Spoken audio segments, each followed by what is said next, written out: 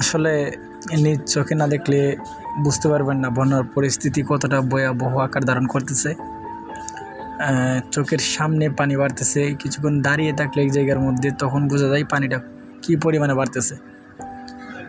গতকাল আমি যখন হবিগঞ্জ থেকে আসি তখন ভিডিওটা করা। পরিস্থিতি খুব ভয়াবহ আকার ধারণ করতেছে। পানি ক্রমাগত খালি বাড়তে আছে। যারা কৃষক ছিলেন তারা, যারা আমরা ক্ষেত বলি, জমির মধ্যে যারা ধান রোপণ করেছিল তারাও আতঙ্কের মধ্যে অলরেডি। গতকাল তো ছিলই, এখন তো অলরেডি সব কিছু তলেই গেছে। যে অঞ্চলগুলো বাসা ছিল, জমিগুলো পানি নিচে যায়নি, সে অঞ্চলগুলো অলরেডি এখন চলে গেছে। বাড়িঘর অলরেডি, হবিগঞ্জের কথা বলতেছি, অনেক বাড়িঘর অলরেডি অনেক জায়গার মধ্যে তলিয়ে আছে। তো এটা শুধু হবিগঞ্জের কথা বলতেছি, আর এছাড়া ফেনী, নোয়াখালী, কুমিল্লা, সেখানকার পরিস্থিতি আরও ভয়াবহ।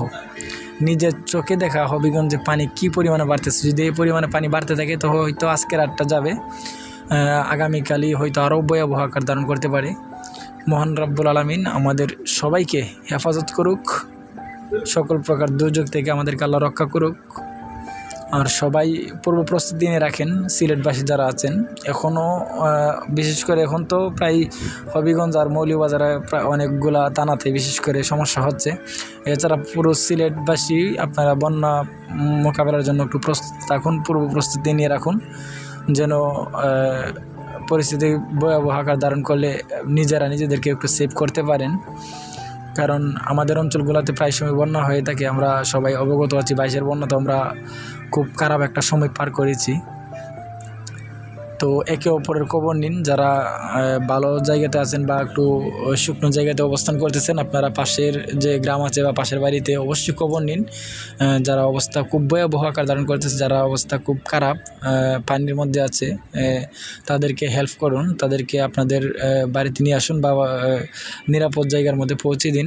প্রত্যেকের জায়গা থেকে এগিয়ে না আসলে তাহলে কিন্তু অনেক মানুষের প্রাণ হইতে যাবে। ফেনীর অবস্থা তো খুব ভয়াবহ, আমাদের এখান থেকে যা হয়তো হেল্প করা পসিবল না। তো আমাদের অঞ্চল যেগুলো এখন তলিয়ে গেছে, মানুষ অনেকই পানিবন্দি, ঘরবন্দি আছে, মানুষ অনেকেই আছে হবিগঞ্জ মৌলভীবাজারে। তো তাদের পাশে আমরা যারা আছি, আশপাশে যারা শুকনো জায়গাতে আছি, আমাদের এখানেও বন্যার পরিস্থিতি দেখা দেয়নি।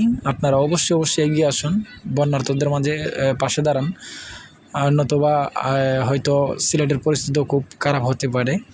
তাই সবাই পূর্ব প্রস্তুতি নিয়ে রাখুন। মহান রব্বুল আলামিন আমাদের সবাইকে এই দুর্যোগ থেকে হেফাজত করুক। সবাই সবার জন্য দোয়া করুন, আর নিজেরা সবাই